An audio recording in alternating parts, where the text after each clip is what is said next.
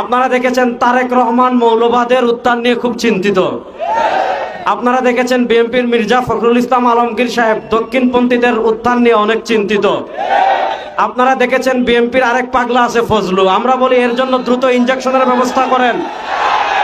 আওয়ামী লীগের টাকলা মুরাদ যেভাবে এই দেশে থাকতে পারে নাই, বিএনপি ফজলু যদি আলেমদেরকে নিয়ে বাড়াবাড়ি করে, আলেমরা তার দীপ্ত জবাব দেওয়ার জন্য 24 ঘন্টা প্রস্তুত আছেন।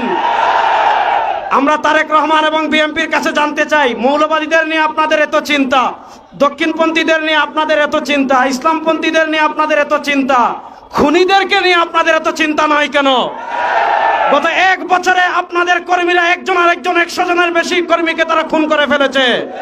আমরা জানতে চাই, চাঁদাবাজদের নিয়ে আপনাদের এত চিন্তা নয় কেন? চোরদের নিয়ে আপনাদের এত চিন্তা নয় কেন?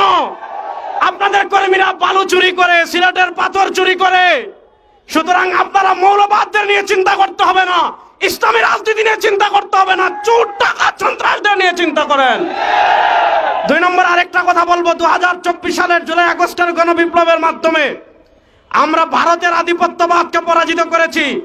বাংলাদেশে যদি বাম রাজনীতির নামে কেউ ভারতের দালালি করে, সেই ভারতের দালালদের হাত ভেঙে দেওয়ার জন্য প্রস্তুত আছেন। আপনারা দেখেছেন আমাদের বাংলাদেশের বরেণ্য 2 জন শিক্ষাবিদ, ডক্টর সরওয়ার এবং ডক্টর আসিফ মাহতাব উৎস, তারা এই উম্মার তন্ত্র প্রহরী, বাংলাদেশের সভ্যতার অন্যতম পাহারাদার। তাদেরকে বাংলাদেশের একটা কুলাঙ্গার তাদেরকে হত্যা করার হুমকি দিয়েছে। যে হত্যা করার হুমকি দিয়েছে তার পক্ষ নিয়ে এদেশের বামরা বিবৃতি দিচ্ছে। আমরা স্পষ্ট ভাষায় বলি, ডক্টর সরওয়ার এবং ডক্টর আসিফ মাহতাব এদেশে একা নয়, তার সাথে বাংলাদেশের সকল মুসলমান আছে। তাদের 100 পশম যদি বাংলাদেশে কেউ বাঁকা করতে চায়, কিয়ামত হয়ে যাবে, কিয়ামত হয়ে যাবে।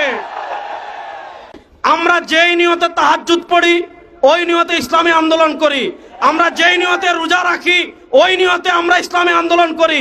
যেই নিয়তে নামাজ পড়ি, ওই নিয়তে ইসলামী আন্দোলন করি। আমরা আদর্শের রাজনীতি করি।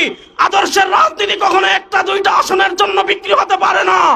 ইনশাআল্লাহ এবার যদি কেউ না থাকে বাংলাদেশে ইসলামের পতাকাকে বুলন্দ করার জন্য, কালেমার পতাকাকে বুলন্দ করার জন্য, বিশ্বাস জন্মনায় সৈনিকেরা প্রস্তুত আছেন না নয়?